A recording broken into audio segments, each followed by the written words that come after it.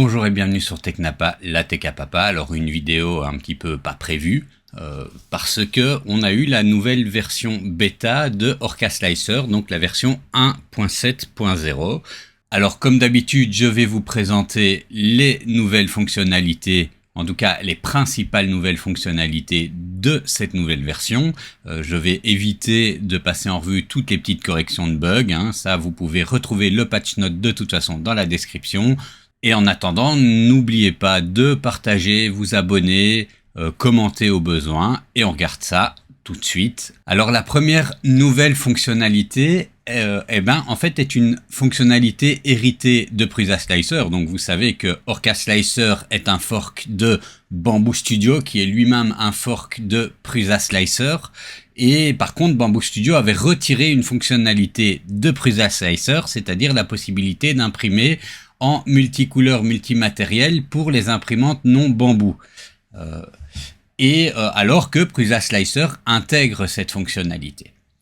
Et c'est donc maintenant, chose réintroduite avec Orca Slicer, c'est la possibilité de pouvoir utiliser avec un seul extrudeur du multimatériel multicouleur, que vous ayez un MMU de Prusa ou un Surf du projet de Enraged Rabbit Project ou encore un Tradrac. Voilà. Donc, comment est-ce que ça fonctionne? Dans l'onglet de configuration de l'imprimante, j'ai désormais multimatériel et j'ai donc désormais différentes options pour gérer mon multimatériel. Je viens rajouter des couleurs avec différents filaments. Je peux venir adapter ici mon volume de purge, faire un calcul automatique éventuellement. Et dans les options autres, je peux activer la tour de purge comme avec en fait la Bamboo Lab, mais avec n'importe quel autre appareil. Bon, alors une autre nouveauté qui est rajoutée dans cette version 1.7.0, c'est la gestion des supports de type organique de Prusa Slicer. Alors il y avait déjà les supports de type arborescent, automatique, normaux, on va dire. Et imaginons que je veux mettre mon benchy dans cette direction-là. Voilà, je reprends l'exemple qu'eux ils montrent et que je découpe mon plateau. Voilà, on a des supports comme ça, mais Prusa Slicer, dans sa dernière version, a amélioré les supports de type arbre en introduisant les supports de type organique, qui est une amélioration des supports arborescents. Et donc, on voit désormais maintenant qu'on a dans Orca Slicer la possibilité de choisir les supports organiques qui viennent comme ça améliorer la gestion des supports de type arbre. Donc, c'est un rajout plutôt intéressant.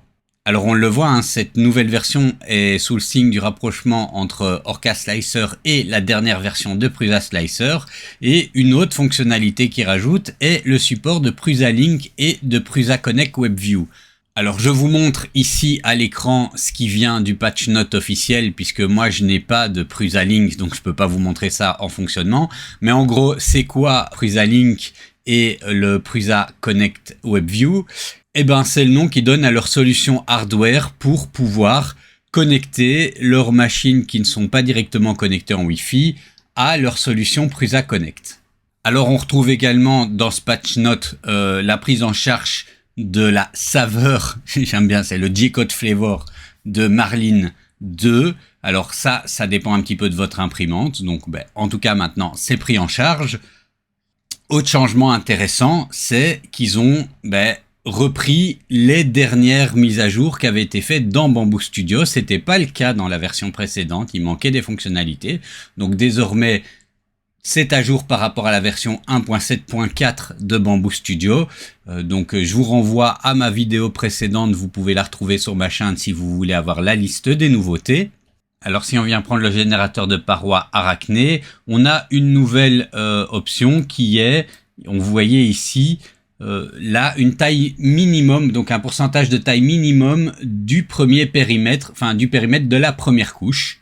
Alors autre nouveauté intéressante à noter, c'est que désormais dans la calibration température, tour de température, on peut descendre jusqu'à 170-170 degrés pour certains filaments spécifiques. Je ne savais pas que c'était pas possible, je l'apprends dans le patch note. En tout cas maintenant c'est dedans.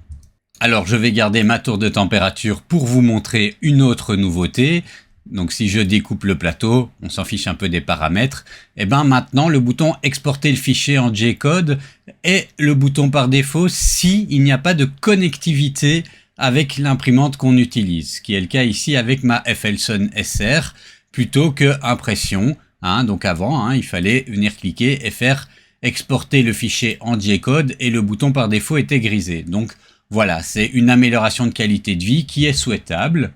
Et enfin, en gardant encore ici le modèle, on a un nouvel ajout de qualité de vie. Vous voyez, si on prend ici, on peut descendre et on voit les lignes. Et bien maintenant, on voit le modèle original en transparence.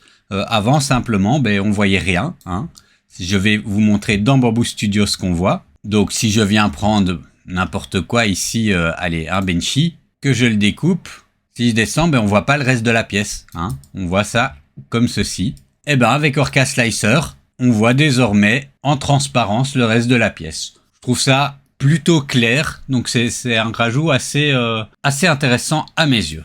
Et enfin, outre les quelques bugs fixes, on a également l'ajout de nouvelles imprimantes, dont la Prusa MK4IS avec le support des Start J-code spécifiques à Prusa, le support des Sovol SV07 et SV07+, on a le support des Creality K1 et K1 Max, on a également le support des Elegoo Neptune 4 et Neptune 4 Pro, une amélioration des profils de Kiddy et une mise à jour des derniers profils de Bamboo Lab. Enfin, pour terminer, on a également des ajouts ou des mises à jour des traductions, notamment la mise à jour de la traduction tchèque, de la traduction espagnole, russe, allemande et coréenne, et le rajout du turc et du chinois traditionnel. Voilà, c'est tout pour cette vidéo. Vous êtes nombreux à me regarder, mais j'aimerais quand même avoir un petit peu plus d'interaction avec vous, un petit peu plus d'engagement. Donc n'hésitez pas, je réponds à tous les commentaires. Et n'hésitez pas à poser vos questions, à partager l'info avec vos connaissances sur vos groupes Facebook et autres. Et je vous dis à la prochaine.